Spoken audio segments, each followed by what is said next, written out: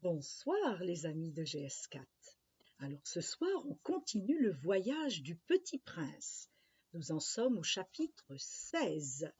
Êtes-vous bien installés? Pitou est bien installé. Il fait très chaud ce soir. C'est parti.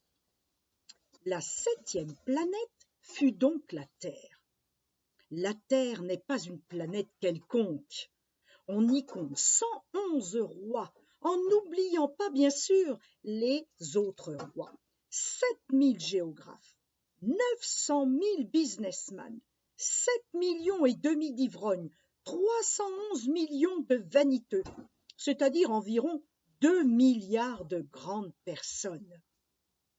Pour vous donner une idée des dimensions de la Terre, je vous dirais qu'avant l'invention de l'électricité, on y devait entretenir sur l'ensemble des 6 continents une véritable armée de 462 511 allumeurs de réverbères. Vu d'un peu loin, ça faisait un effet splendide. Les mouvements de cette armée étaient réglés comme ceux d'un ballet d'opéra. D'abord, venait le tour des allumeurs de réverbères de Nouvelle-Zélande et d'Australie. Retenez bien ce continent, c'est une surprise. Puis ceux-ci, ayant allumé leurs lampions, s'en allaient dormir. Alors entraient à leur tour dans la danse les allumeurs de réverbères de Chine et de Sibérie. Puis, eux aussi s'escamotaient dans les coulisses. Alors venait le tour des allumeurs de réverbères de Russie et des Indes, puis de ceux d'Afrique et d'Europe, puis de ceux d'Amérique du Sud, puis de ceux d'Amérique du Nord, et jamais ils ne se trompaient dans leur ordre d'arrivée et d'entrer en scène. C'était grandiose. Seul l'allumeur de l'unique réverbère du pôle Nord et son confrère de l'unique réverbère du pôle Sud menaient des vies d'oisiveté et de nonchalance. Ils travaillaient 2 fois par an. Chapitre 17. Quand on veut faire de l'esprit, il arrive que l'on mente un peu. Je n'ai pas été très honnête en vous parlant des allumeurs de réverbères. Je risque de donner une fausse idée de notre planète à ceux qui ne la connaissent pas. Les hommes occupent très peu de place sur la Terre.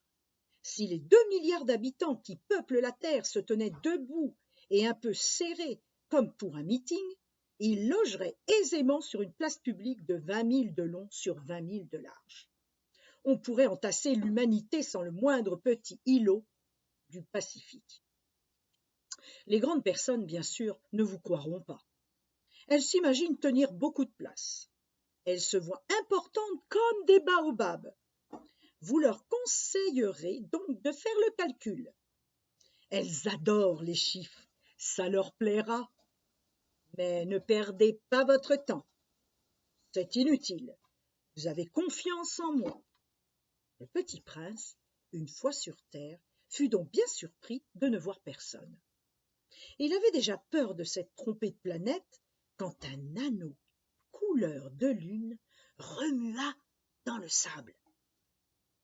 « Bonne nuit, fit le petit prince à tout hasard. « Bonne nuit, fit le serpent. »« Mais sur quelle planète suis-je tombé ?» demanda le petit prince. « Sur la Terre, en Afrique, répondit le serpent. »« Ah, il n'y a donc personne sur la Terre ?» ?»« Non, ici, c'est le désert. Il n'y a personne dans les déserts. La Terre est grande, dit le serpent. Le petit prince s'assit alors sur une pierre et leva les yeux vers le ciel. « Je me demande, dit-il, si les étoiles sont éclairées afin que chacun puisse un jour retrouver la sienne. Regarde ma planète, elle est juste au-dessus de nous. Mais comme elle est loin, elle est belle, dit le serpent. Mais que viens-tu faire ici ? Oh, j'ai des difficultés avec une fleur, dit le petit prince. Ah, fit le serpent, et ils se turent. Où sont les hommes ? Reprit enfin le petit prince. On est un peu seul dans le désert. On est seul aussi chez les hommes, dit le serpent. Le petit prince le regarda longtemps.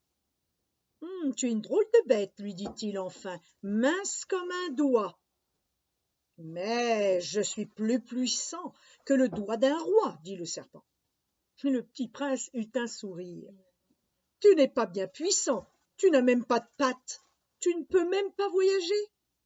Je puis t'emporter plus loin qu'un navire, dit le serpent.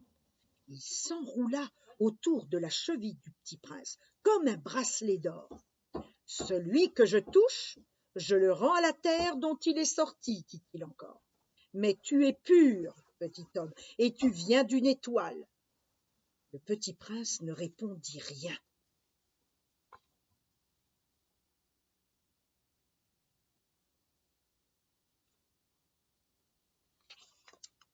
Tu me fais pitié, toi, si faible sur cette terre de granit. Je puis t'aider un jour si tu regrettes trop ta planète. Je puis... Oh, j'ai très bien compris, fit le petit prince. Mais pourquoi parles-tu toujours par énigmes?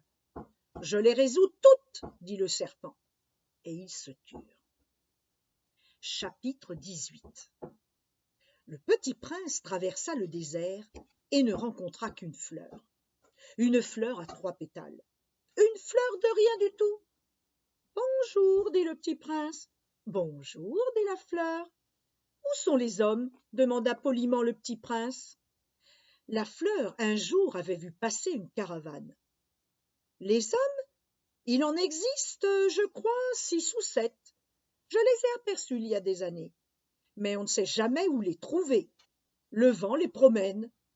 Ils manquent de racines, ça les gêne beaucoup. Adieu, fit le petit prince. Adieu, dit la fleur. Le petit prince fit l'ascension d'une haute montagne. Les seules montagnes qu'il eût jamais connues étaient les 3 volcans qui lui arrivaient aux genoux. Et il se servait du volcan éteint comme d'un tabouret. D'une montagne haute comme celle-ci, se dit-il donc, j'apercevrai d'un coup toute la planète et tous les hommes.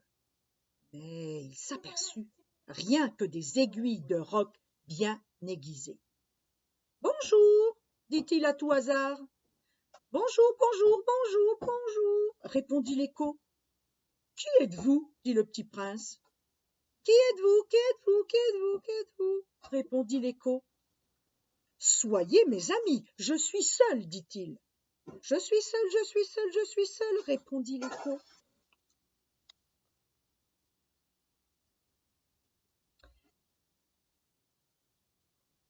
Je lirai la suite. Il reste juste un petit morceau. Quelle drôle de planète, pensa-t-il alors. Elle est toute sèche, et toute pointue et toute salée, et les hommes manquent d'imagination. Ils répètent ce qu'on leur dit.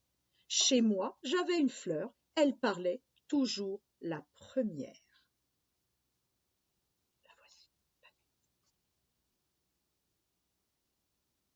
Je vous souhaite une bonne soirée, les amis, et regardez, Pitou ne s'est pas endormi parce qu'il aime beaucoup les serpents. Il aime d'ailleurs un petit peu jouer avec eux, mais il faut qu'il fasse attention. Alors je vous souhaite une bonne soirée, faites de beaux rêves et à demain pour la suite du Petit Prince, chapitre 20.